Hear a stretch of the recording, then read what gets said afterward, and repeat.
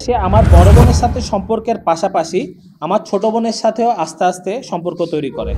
আমার ছোট বোনের সাথে সে বিভিন্নভাবে একই রুমে কথা বলে, মেলামেশা করে। ভাইয়ের বিরুদ্ধে নিজের আপন বোন ভাইয়ের নাম এবং ছবি ব্যবহার করে ধর্ষণ, আপত্তিকর মন্তব্য, অশ্লীল কুরুচিপূর্ণ পোস্ট সামাজিক যোগাযোগ মাধ্যম ফেসবুকে পোস্ট করে মান সম্মান ক্ষুণ্ণ করায় বোনের বিরুদ্ধে সংবাদ সম্মেলন করেছেন ভুক্তভোগী মোহাম্মদ ইব্রাহিম খান বাপ্পি। এই ঘটনায় তার অনেক কার্যকলাপই প্রশ্নবিদ্ধ।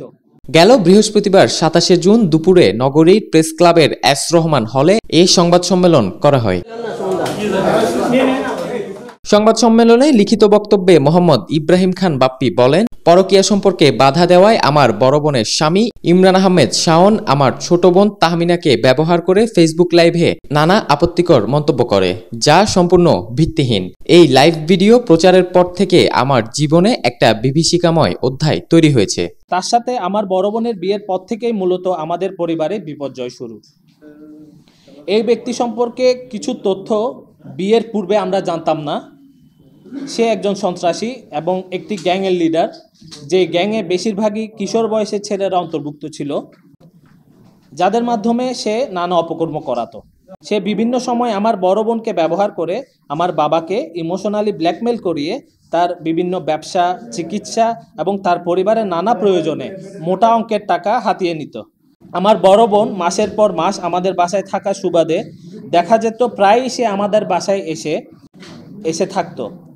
এই সুবাদে সে আমার বড় বোনের সাথে সম্পর্কের পাশাপাশি আমার ছোট বোনের সাথেও আস্তে আস্তে সম্পর্ক তৈরি করে, যেটা আমরা পারিবারিকভাবে জানতাম না।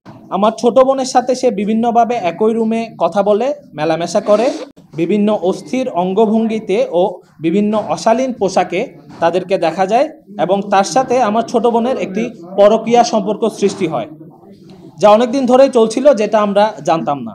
আমরা এই ঘটনার বিষয়ে ৪ এপ্রিল ২০২৪ ইংরেজি তারিখে চকবাজার থানায় একটি জিডি করি, জিডি নাম্বার ২৩৯, এবং পরবর্তীতে আমার বড় বোনের কাছ থেকে জানতে পারি যে তার হাজব্যান্ড আমার ছোট বোনকে নিয়ে নিরুদ্দেশ হয়ে গেছে।